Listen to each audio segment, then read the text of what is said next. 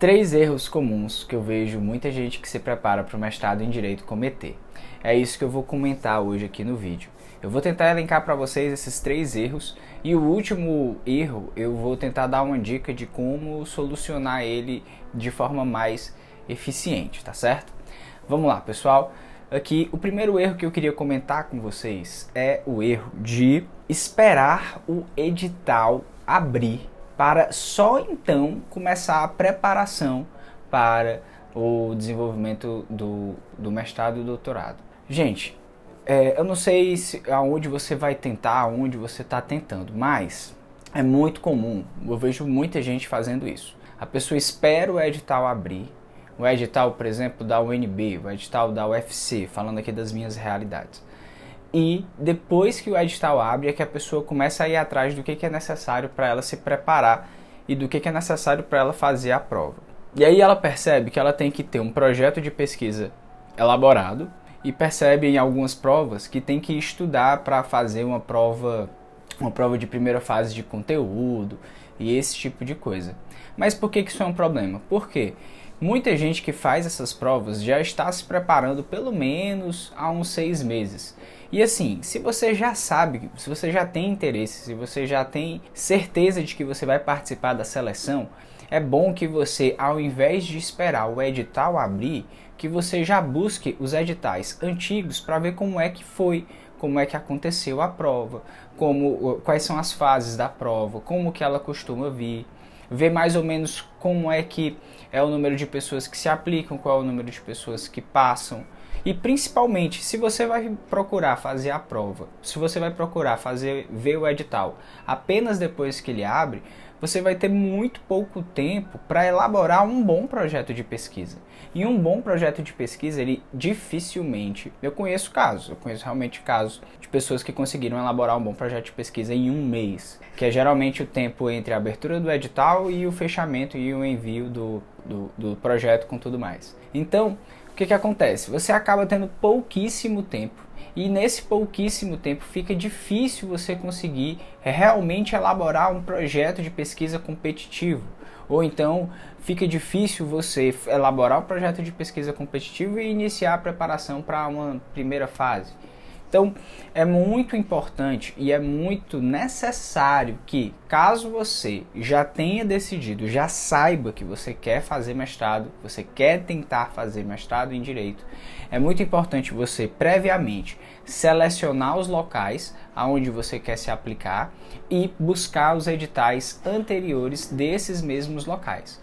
Assim, você vai conseguir iniciar uma preparação antecipada e vai aumentar suas chances de passar, certamente. Um outro erro comum que eu vejo pessoal que quer fazer mestrado em Direito cometer é viver numa espécie de bolha e não conversar com ninguém que já passou por esse processo, que já passou por essa aplicação. Vejam só, é muito comum que você, vou dizer o meu caso, quando eu tentei aqui na UFC e tentei fazer em Brasília, quando eu fui fazer o mestrado. E aí, aqui na UFC era mais fácil, porque como era o UFC e aqui meu estado é o Ceará, eu conseguia ter acesso a pessoas da UFC, eu conversava com o pessoal da UFC, então eu procurei ter informações sobre a UFC e como que se dava o processo seletivo da UFC. Então eu tentei conversar com colegas que já estavam participando e já estavam dentro da seleção, do programa de mestrado da UFC. Eu fui assistir às seleções antigas, eu acompanhei alguns processos seletivos antes deles acontecerem, então isso me possibilitou ter pessoas conhecidas com as quais eu podia conversar e tirar dúvidas sobre a prova e tirar dúvidas sobre a seleção de mestrado. Quando eu fui fazer a prova de Brasília, aí era mais difícil porque eu não conhecia ninguém que tinha feito, mas mesmo assim eu lembro que eu procurei conhecer as pessoas que tinham passado na prova, para tentar extrair delas alguma informação. Eu lembro que tinha um colega, na verdade ele não é meu colega, mas ele estava no doutorado da UNB e eu tentei falar com ele, conversar com ele para saber como era a prova, pegar dicas e tal. Lembro que não deu muito certo, pode ser que não dê, né? Pode ser que a pessoa não fale, pode ser que a pessoa interprete errado, Mas eu lembro que eu fui atrás. Eu tentei colher o máximo de informações e dentre algumas dessas informações eu tentei ir atrás de quem tinha passado nas seleções anteriores para realmente conversar e perguntar e dizer, oi, tudo bom? Eu sou o Salles, sou aqui do estado do Ceará, eu estou querendo me aplicar para a seleção de mestrado da UNB, eu não tenho muitas informações sobre ela, você poderia me ajudar? Você tem alguma dica que você poderia me dar?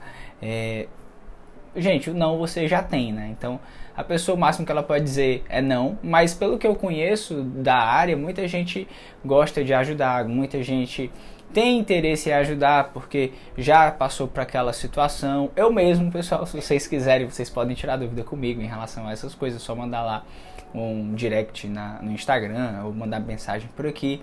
Então, é muito importante vocês tentarem conhecer pessoas que já participaram de processos seletivos, ou mesmo buscar pontes intermediárias. Por exemplo, eu me recordo que eu conversei com o meu professor orientador do TCC e eu perguntei a ele, cara, tu conhece alguém que fez e morou em Brasília que eu possa conversar? Aí ele, sim. Aí ele me deu o contato da pessoa, a Karina. Inclusive, muito obrigado, Karina. Se você estiver vendo esse vídeo, eu acho muito difícil, mas muito obrigado. Aí eu lembro que eu conversei com ela, mandei esse texto. Falei, oi Karina, tudo bom? Eu sou o Salles, eu queria tua ajuda porque queria saber como é morar em Brasília, eu queria saber se é muito caro. Todas essas informações, no meu caso, que eu ia mudar de estado, eu queria ter e eu busquei ter antecipadamente. E é muito importante esse tipo de coisa que parece que não é relevante para um processo seletivo de mestrado, mas é. Porque, por exemplo, quando eu estava lá na prova oral, me perguntaram, e aí, você vai se mudar para Brasília, você vai morar aqui? E aí eu pude responder com muita segurança, olha, eu já tinha o projeto de me mudar, eu conversei com pessoas que moravam aqui, eu já tenho uma ideia do que eu preciso para me mudar para cá. Então eu passei muita segurança durante a seleção quando eu falei isso, porque de fato eu tinha feito isso. Então é muito importante você tomar cuidado com esse tipo de coisa, que às vezes parece que não é relevante para você passar na seleção de mestrado, mas é importante você ter conhecimento, ainda mais se você está tentando fazer num estado que não é o seu de origem. E a última, e talvez uma das mais importantes dicas que eu posso dar, que é um erro muito comum que cometem, é montar o projeto de pesquisa ignorando o programa de mestrado que você quer entrar. Pessoal, é o seguinte, eu tentei dois programas. Eu tentei na UFC e tentei na UNB. Eu tinha um projeto basilar, mas nesse meu projeto basilar, eu tentei adaptá-lo para especificidades de cada programa. E nessa época eu cometi esse erro, porque eu deveria ter pesquisado mais, eu deveria ter conhecido mais os programas de cada um, o programa da UFC e o programa da UNB. O que eu chamo de conhecer o programa? Conhecer os professores, pesquisar os lattes dos professores, pesquisar os trabalhos que estão sendo orientados pelos professores, conhecer os grupos de pesquisa que estão acontecendo. Isso tudo ajuda você a montar um projeto que seja mais voltado para aquele programa. Entendam que quando você está montando um projeto de pesquisa, você quer que a pessoa que vai ler aquele projeto saiba e que aquele projeto se encaixa com o programa de pesquisa que você está se aplicando. Então, por exemplo, no meu projeto, ele tinha uma vantagem que quem lesse o meu projeto sabia muito claramente que eu estava mandando aquele projeto e que eu queria aquele projeto para uma orientação do professor Marcelo Neves. Porque vários textos que eu utilizava, várias referências que eu utilizava eram as mesmas referências que ele utilizava nos seus textos.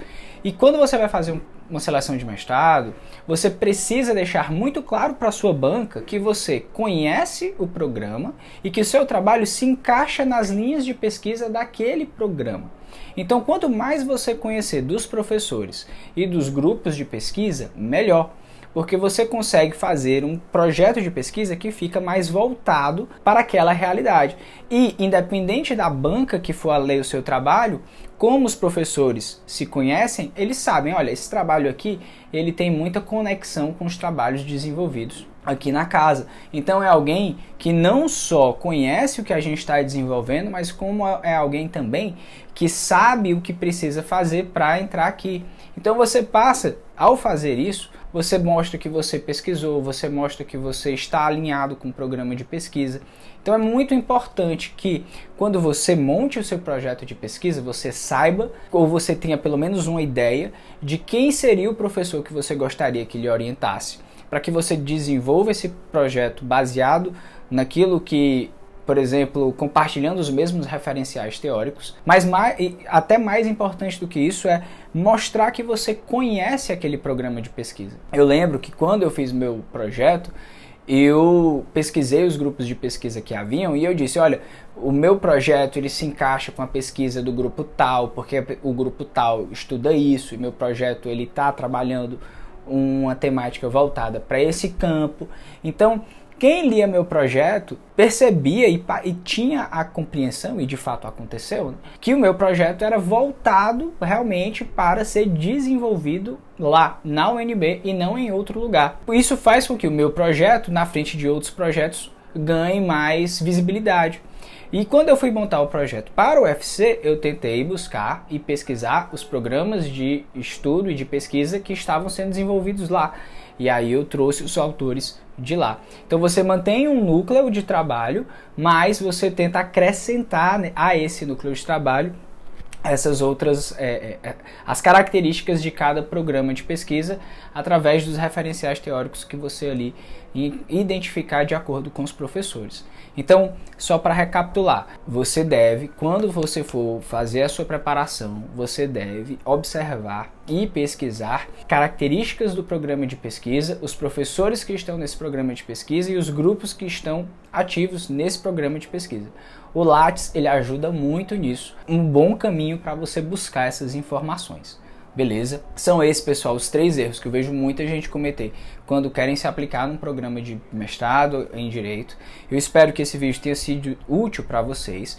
Deixem aqui nos comentários se você já participou de algum processo seletivo, se você já teve alguma dificuldade dessas que eu acabei de mencionar. E se você gostou desse vídeo, curte, compartilha, assina, toca no sininho aí, eu não sei ainda direito. Mas é isso, pessoal. Espero que vocês tenham gostado. Valeu, um abraço e tchau.